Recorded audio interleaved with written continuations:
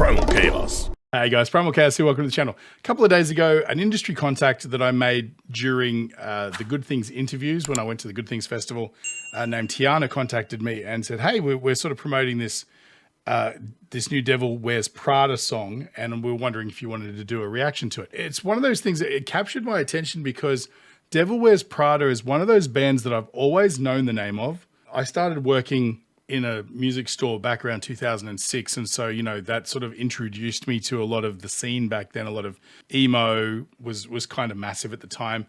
And, you know, Screamo and those sort of the bands and stuff. And so throughout all them, there's been a lot of music from sort of metalcore, hardcore, all that sort of stuff that was from around that time and beyond that was always around me, but it was never really my thing. So, you know, I've always been aware of Devil Wears Prada. I've seen plenty of kids wearing the t-shirts. I've seen, you know, a lot of my friends probably listen to them and talk about them fairly often, but it's not something that I've ever sort of dived into.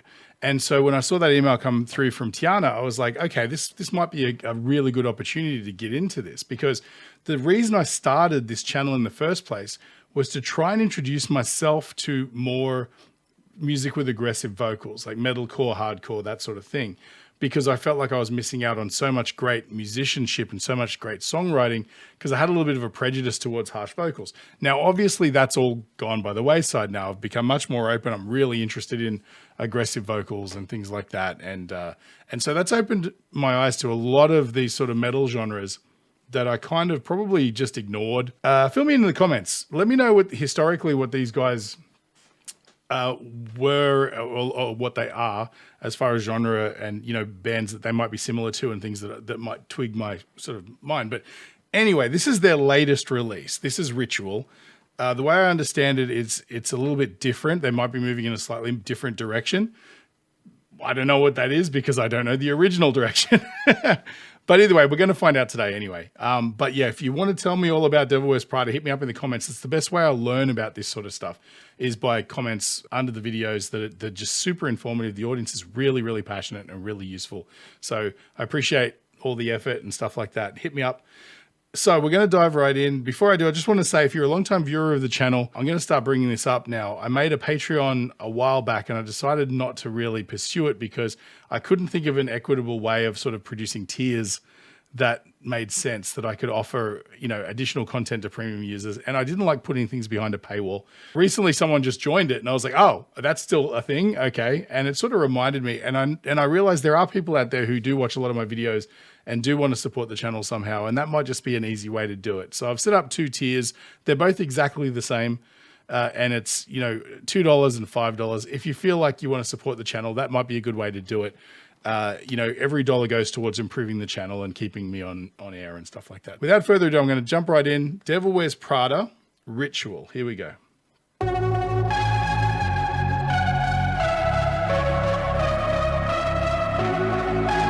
Love that synth. That's really cool.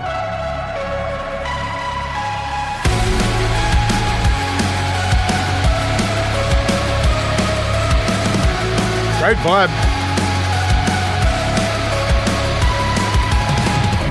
End of the rope, sever the ties, another day, the same disguise. It's like we lived it all before. I like the production, man. How do you hope when everyone lies? No one looks me in the eyes. Shut me out, close the door. Actually, I'm just going to check something. Yeah, right. So this song was co-produced by Grammy-nominated Tyler Smythe, who are famous for I Prevail, Falling in Reverse, and mixed by Zach Savini, Bring Me the Horizon, Blink-182. And you can hear it. The production of this is really clean. I'm a big fan of it so far. I'm going to jump back again. First of all, they've sampled that synth sound. They're playing it on like on a drum pad. But I love those sort of granulated kind of dusty sounding synths that seem to be pretty ubiquitous with, you know, metalcore and stuff when they're throwing these sort of cinematic elements in. And I don't know quite what's going on there. I'm not a big synth head, but I love that sort of dusty sort of sound. I really dig it. It's got a nice delay on it as well.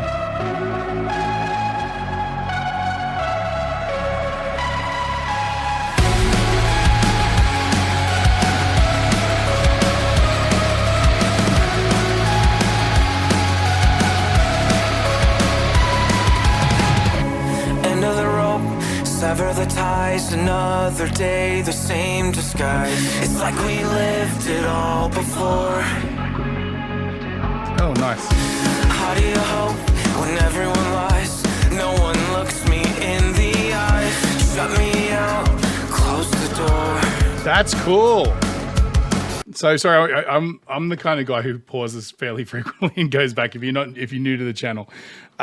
But what I'm hearing there, if you got to listen to this in a good pair of headphones, because there's so much going on production wise, just on the vocal alone, which is really cool. The first time you really notice it is when those harmonies come in. It's like we lived it all before. So he's got his clean. It's like we lived it here before. But then in the background, they've got harsh vocals backing that up in stereo. So it makes it wide and interesting. And it's pulled down just low enough to be kind of almost a double track where it's a textural thing. It just adds a little bit of saturation to the main vocal, you know? It's like we lived it here before. There's like a rough ice cream sort of thing there, which I'm not capable of doing at this point in the day. Row, it's like we lived it here before. Something like that. The rope, sever the ties, another day, the same disguise. It's like we lived it all before. Like that sort of thing.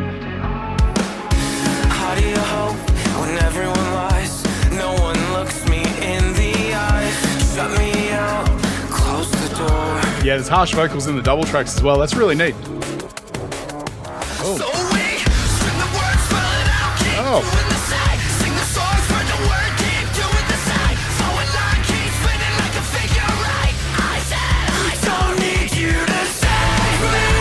I'll be what you make me. Let you lead me on and on like repetition. Fill my head with bad decisions. What if everything we want is everything that keeps us lost and miserable? Let's live for the ritual. Nice. So I just want to check back through that chorus bit there. There's this cool sort of switch up that they do that becomes really sort of atonal, right? It's just rhythms and I guess like a more of an aggressive vocal, but no real melody. Spinning like a figure eight. I sing the songs, spread the word, keep doing the same. So a line keeps spinning like Pumps a as well. figure eight. I said I don't need you to save me. I'll be what you make me. Let you lead me on and on like repetition. Fill my head with bad decisions. What if everything we want is everything that keeps us lost and miserable? Let's live for the ritual. It's interesting. There's like a, when I'm through that sonically, like the timbre wise of the entire production there through that chorus, it kind of reminds me a little bit of some of Spirit Box in the rhythm section. So it's got sort of like a dancey kind of a kind of groove, but then you've got like this, your typical instruments, heavy guitars, probably detuned, I'd assume, and bass guitar, but then they sort of pump in this synth underneath that's sort of mid to low, that gives you this weird environmental kind of, what's the word I'm looking for? It's like a ambient sort of tonality to it. It just widens the bottom end and you just get this big lush sort of soundscape, that's just moving with the chords, right? And that's to me real indicative of Spirit Box. The only real difference is they would be using really long, lush reverbs as well. But there's a tonality to it that just sounds very familiar.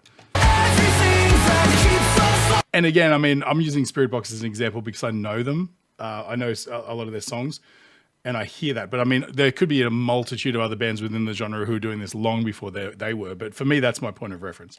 Everything we want is everything that keeps us lost and miserable. Let's live for the ritual.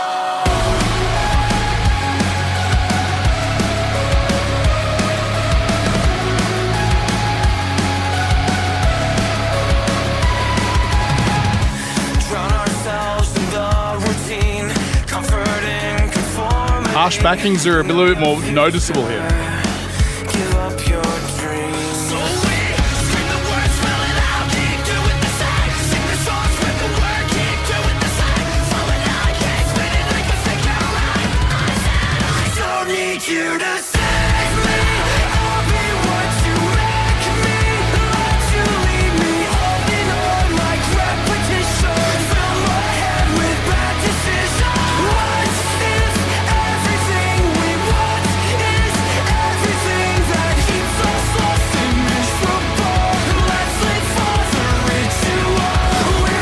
Okay, I'm sure there's a breakdown coming up, so I just want to stop before that.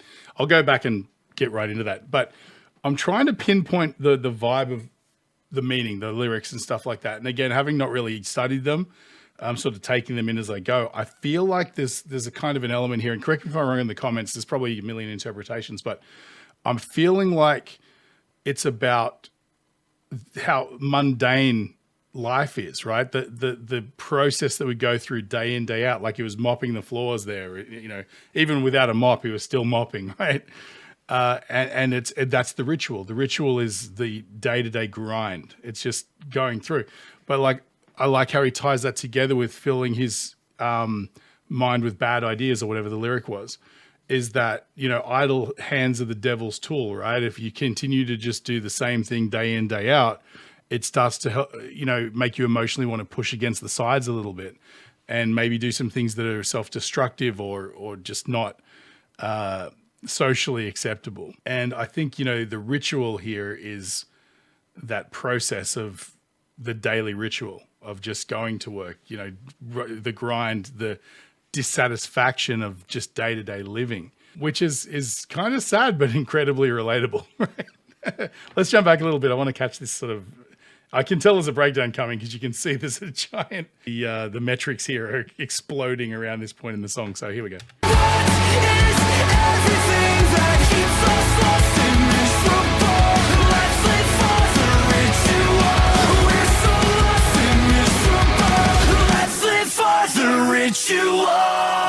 Nice harmonies. Oh, there we go. Know your future. Give up your games. Come on.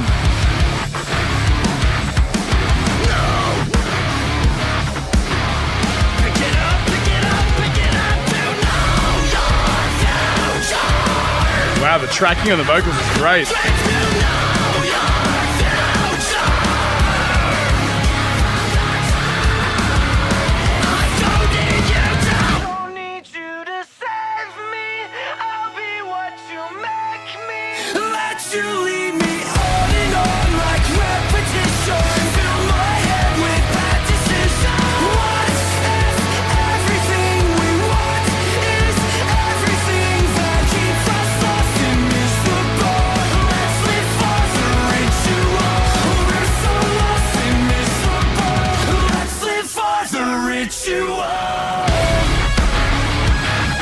Nice.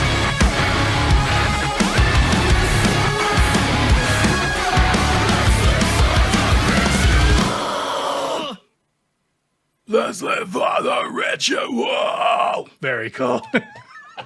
Now, I love it. Look, I would love to have heard like the process of this from demo through to what you hear here, the finished result, because the production on this track is spectacular. It's really good. It's at its base level, amazing song, really cool, super catchy, great hooks, great rhythms, all that stuff.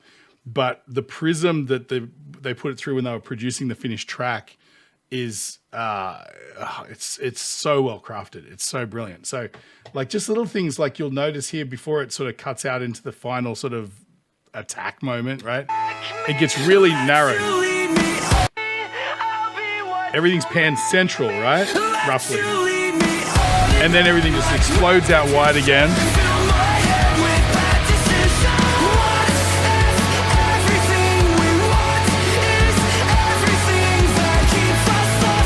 So wide now, right? Repeating the hook.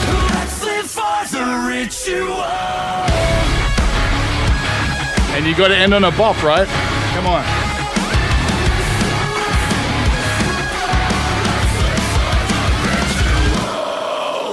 Nice. Dude, it has so many key moments, and there's no, you know, this is so well put together in that it's got like so much light and shade, so much, but everything's got character, right? It's not like, okay, we're going to hammer you super hard here and then we're just going to pull it back to something just to give you a break. Those downtime moments are also super effective as well. And it, you know, this is indicative of a band that's been doing this for a long time. As I said, I have no history with Devil Wears Prada. I do know they've been around for a long time. but there's something in this that's really indicative of the power of a band that has been doing, it's like anybody who has a job, right? You can't be in a company for 10 years without being one of the best people in the job at doing what you do.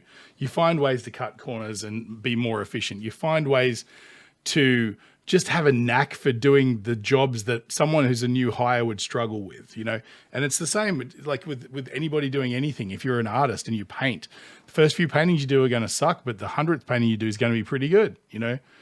And so you get this experience that gives you nuance and the ability to structure things and craft things where you're not wasting a single brush stroke, right?